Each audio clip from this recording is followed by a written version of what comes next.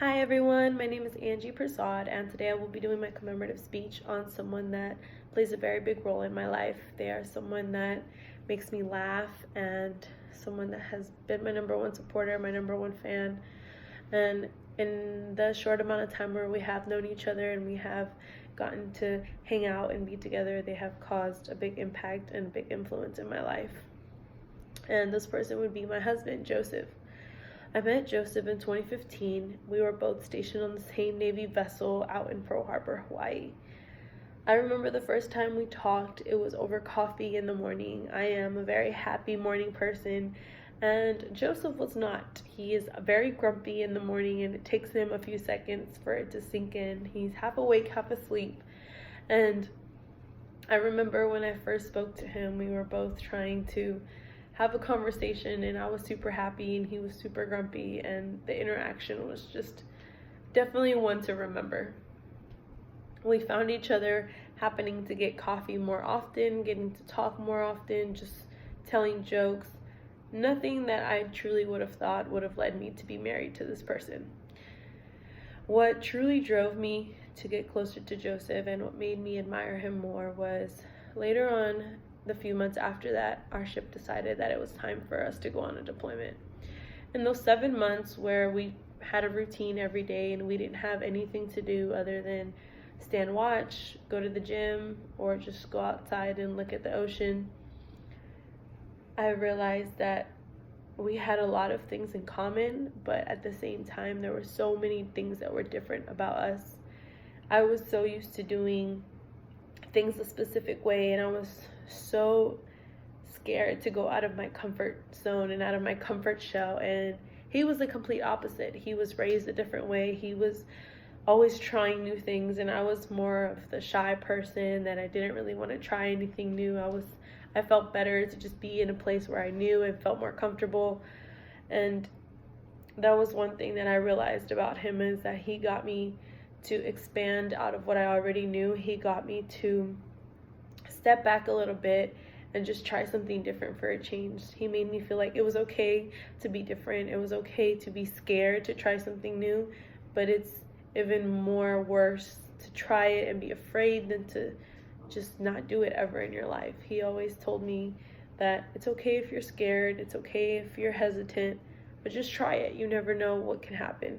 And he has had that outlook in absolutely everything that has happened in our life. He has had a lot of uncomfortable situations where he has had family members pass away. He has had loved ones that he has had to let go of because of personal circumstances, and they have passed away. And through every outlook that has happened in his life, he has always remained positive. He has always believed that there is a reason behind everything.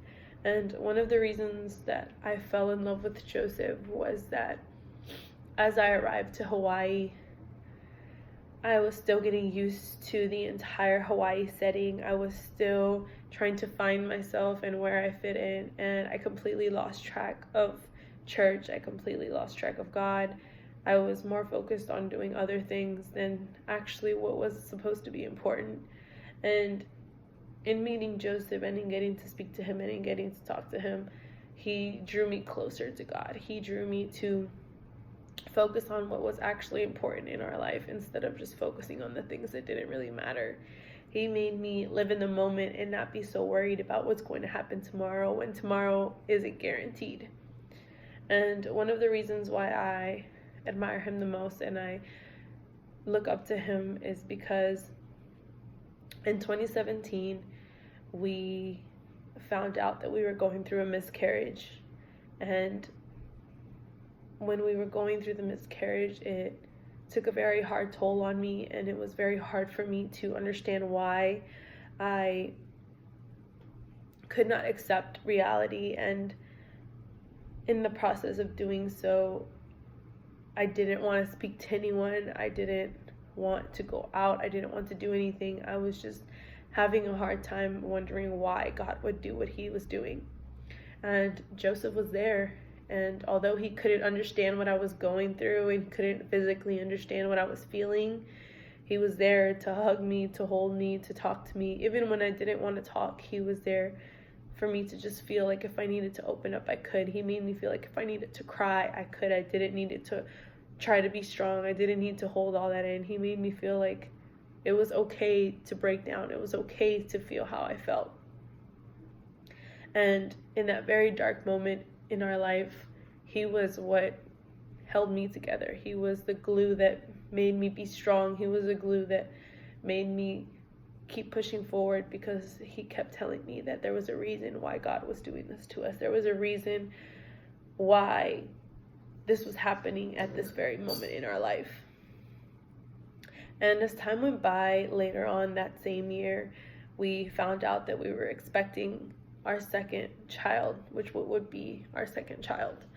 And it was a very happy and joyous moment at the moment, but I was also very scared, very nervous, because I was afraid that the same event was going to reoccur.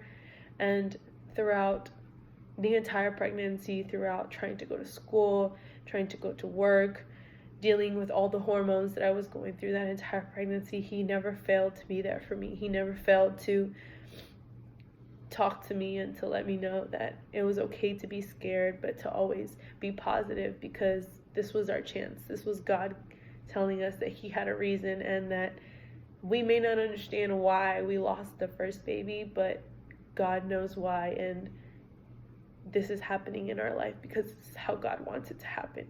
And I feel so blessed to be married to him, because if I would have not had him through that time in my life, I truly don't know how I would have handled it. I truly don't know how I would have gotten through it. It happened so fast and so quickly that I didn't really even get a chance to tell my family.